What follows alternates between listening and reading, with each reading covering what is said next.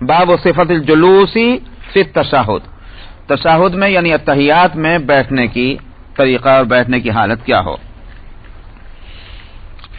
ابو حنیفہ عن عاصم عن ابیہ عن وائل بن جحر قال وائل بن حجر قال كان رسول الله صلى الله عليه وسلم اذا جلس في الصلاة اضجع رجله اليسرى وقعد عليها ونصب رجله اليمنى۔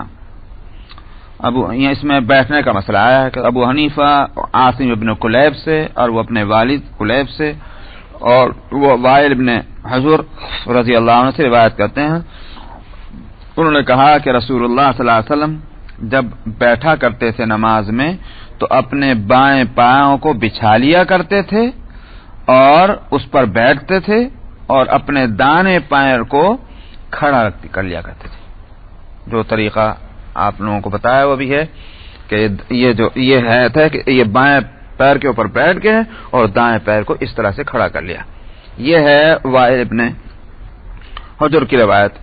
اور بھی کتابوں کے اندر ان کی روایت آ رہی ہے، اس میں یہ ہے کہ میں مدینے میں آیا اور میں نے چاہا کہ نبی کریم صلی اللہ علیہ وسلم کے نماز کے طریقے کو دیکھوں تو آپ نے یہ عمل اس طرح سے کیا۔ یہ ہے ان دو حدیثیں ان کی۔ حنفی مسلک یہی ہے۔ جہاں تک شوافع کا اور مالکیہ کا اور حنابلہ کا مسئلہ ہے وہ اس میں اختلاف کرتے ہیں۔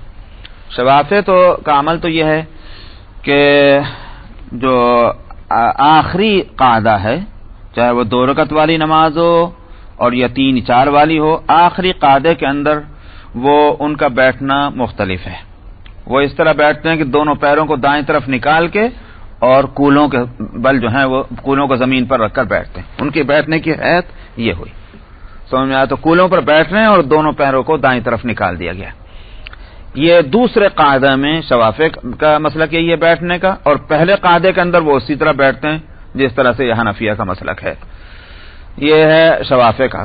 جہاں تک حنابلہ کا مسئلہ ہے، حنابلہ 2 رکعت والی نماز کے اندر تو حنفیہ کے ساتھ ہیں، اور 4 رکعت جس میں 2 قاعدے ہیں اس کے اندر وہ شوافع کے ساتھ ہیں۔ کیا مطلب کہ پہلے میں تو وہ اسی طرح بیٹھتے ہیں جس طرح حنفیہ بیٹھتے ہیں، اور دوسرے قاعدے کے اندر وہ اس طرح بیٹھتے ہیں جس طرح شوافع بیٹھتے ہیں۔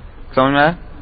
نہیں، الگ نہیں ہوا۔ شوافع 2 رکعت والی کے اندر بھی اسی طرح بیٹھتے ہیں، مطلب ان کا قاعدہ آخر ہے، یہ وہ ایک ہی قاعدہ ہے تو وہ اسی طرح بیٹھیں گے جیسے فجر کی نماز۔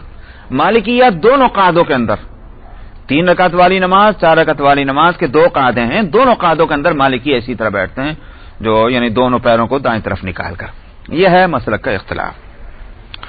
اچھا صاحب، ان کے پاس بھی دلیلیں ہیں، اور حنفیہ کی دلیل تو یہ آپ کے سامنے آ گئی ہے۔ ان کے پاس جو دلیل ہے وہ ہے، اس میں ہے کہ ابو حمید الساعدی کی روایت ہے، اور وہ روایت اس میں کوئی شک نہیں کہ بڑے معتبر درجے سے آئی ہے، ابو حمید ساعدی کی روایت، اور اس میں یہ ہے کہ نبی کریم صلی اللہ علیہ وسلم کا یا صحابہ کا عمل، قالوا يقعد في التشهد الاخر على ورقه، کہ نبی کریم صلی اللہ علیہ وسلم جو ہیں وہ اپنے تشہد میں اپنے کولوں کے بل بیٹھتے تھے۔ یہ ہے ابو حمید ساعدی کی روایت۔ اس تعلق سے حنفیہ کے پاس تو یہ دلیل ہے جو آپ کے سامنے حدیث ہے، اور اس کا جواب یہ دیتے ہیں کہ نبی کریم صلی اللہ علیہ وسلم نے کبھی اس طرح بیٹھنا کسی عذر کی وجہ سے کیا ہوگا۔ کیسے سمجھا یہ بات؟ حنفیہ نے تعویل کہاں سے کر لی؟ اس کی ایک بنیاد ہے، اور بنیاد یہ ہے کہ عبداللہ ابن عمر رضی اللہ عنہ، سمجھا؟ تو وہ راوی ہیں، اور عبداللہ یہ کہتے ہیں کہ میں بہت چھوٹا تھا، بچہ، تو میں نے اپنے والد کے ساتھ نماز پڑھی، عبداللہ ابن عمر کے ساتھ، اور عبداللہ ابن عمر رضی اللہ عنہ نماز میں اس طرح بیٹھے۔ اس کو کہتے ہیں یہ تربع، جس کو اردو میں کہتے ہیں 4 زانو بیٹھنا، تو چوکڑی مار گئے، یہ ہے تربع۔ یہ تربعوا فی الصلاۃ، وہ 4 زانو اس طرح بیٹھے، میں بھی اسی طرح بیٹھ گیا۔ جب میں نماز پڑھ لی تو انہوں نے کہا کہ بیٹے، سنت جو ہے وہ یہ ہے کہ بائیں پیر پر بیٹھ کر کے اور دائیں پیر کو کھڑا کرنا۔ یہ ابن عمر رضی اللہ عنہ نے فرمایا۔ تو ان کے بیٹے نے کہا اور آپ تو اس طرح بیٹھے تھے؟ انہوں نے فرمایا کہ میرے پیر میرا تحمل نہیں کر پا رہے ہیں، معلوم ہوا کہ معذوری ہے، اس معذوری کی وجہ سے گھٹنوں میں کوئی درد ہوگا یا پیروں میں تکلیف ہوگی یا بڑھاپے کے اندر جو ہو جاتا ہے وہ کیفیت، اس واسطے وہ چوکڑی مار کر بیٹھے تھے۔ تو انہوں نے وجہ بتلائی. معلوم ہوا کہ اصل سنت جو ہے وہ وہی ہے، لیکن عذر کی وجہ سے کسی اور حیات میں بیٹھ سکتے ہیں. تو کسی وقت نبی کریم صلی اللہ علیہ وسلم اس طرح بیٹھے ہوں گے کسی ضرورت کی وجہ سے، راوی نے اس کو لے لیا ہے، لیکن آپ کا مستقل عمل جو ہے وہ اسی طرح کا بیٹھنے کا ہے جو ابن عمر بھی لے رہے ہیں اور وائل ابن حجر بھی جس کو لے رہے ہیں. یہی حنفیہ کا مسلک ہے. اور باب نمبر 50 فی التشہد، جو حدیث اس میں گزر چکی ہے وہ حدیث نمبر 1 اس باب نہیں باب صفت الجلوس فی التشہد، باب نمبر 49 کہ التحیات پڑھنے کے وقت میں کس طرح بیٹھا جانا چاہیے. تو وہ ایک حدیث گزر گئی ہے کہ مردوں کو حنفی مسلک جو ہے اور اس کی موافقت کرنے والی یا اس کی مستدل جو حدیث آئی ہے اس کے مطابق بائیں پیر کو بچھا کر اس پر بیٹھنا اور دائیں پیر کو کھڑا رکھنا. تو یہ حنفیہ کے نزدیک اسی کو ترجیح ہے. اس کی میں تفصیل پچھلے ہفتے بتا چکا.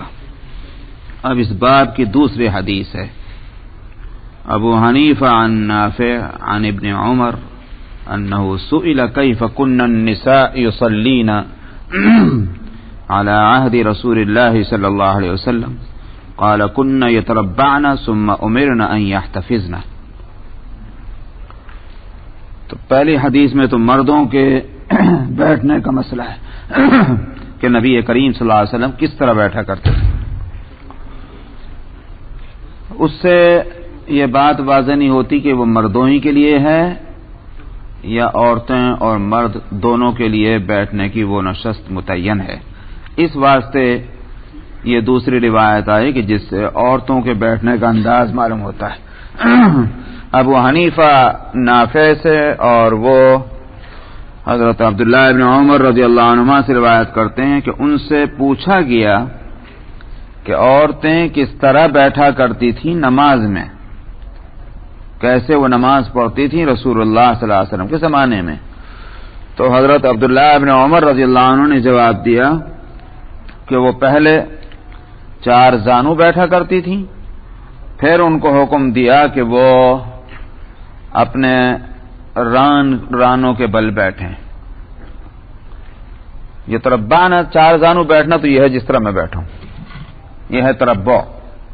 تو پہلے عورتیں اس طرح بیٹھتی تھیں، اس کے بعد یہ ہوا کہ ان کو دوسری طرح بیٹھنے کی ہدایت ملی. وہ جو ہے رانوں کے بل بیٹھنا وہ وہی ہے، یہ ہے اس طرح سے. تو یہ امام حنیفہ کی روایت عبداللہ ابن عمر کی لا رہے ہیں.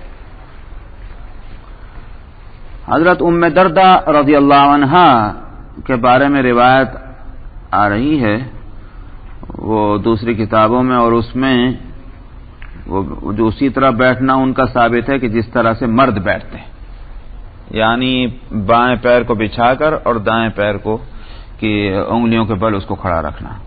ام دردہ کا یہ عمل ملتا ہے. تو اس سے معلوم ہوتا ہے کہ صحابیات میں ہو سکتا ہے کہ وہ عمل بھی رہا ہو. اب دیکھنا یہ ہے کہ حنفیہ اس کو کیوں ترجیح دے رہے ہیں. اگر روایتیں مختلف ہیں تو پھر انہوں نے اس کو کیوں لیا، وہ ام دردہ والی روایت عمل کو کیوں نہیں لیتے.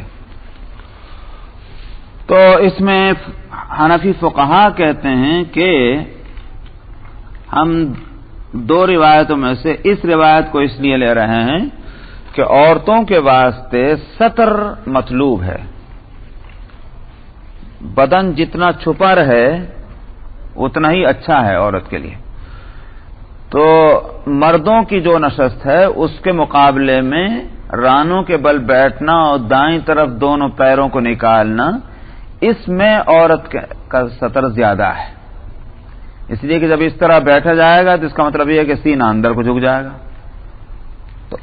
تو ایک طرح کا سطر پایا جاتا ہے بنسبت اس کے کہ جس طرح سے مرد بیٹھتے ہیں اس طرح بیٹھے تو بالکل سیدھا بیٹھنا ہوتا ہے، تو اس میں نسبتاً سطر کم ہے. اس واسطے حنفیہ کہتے ہیں کہ ہم نے جب 2 عمل مل رہے ہیں تو ہم نے اس کو لے لیا ہے. اور پھر یہ کہ اس میں تو ام دردہ رضی اللہ عنہا کا اپنا عمل ہے، اور اس روایت سے معلوم ہوتا ہے کہ عبداللہ بن عمر رضی اللہ عنہ کہتے ہیں کہ عورتیں ایسا بیٹھا کرتی تھی. انداز بھی الفاظ کا اور روایت کے بتاتا ہے کہ قابل ترجیح یہی عمل ہے جس کو حنفیہ نے لیا ہے، اور عورتوں کے واسطے اسی کو ترجیح ہے۔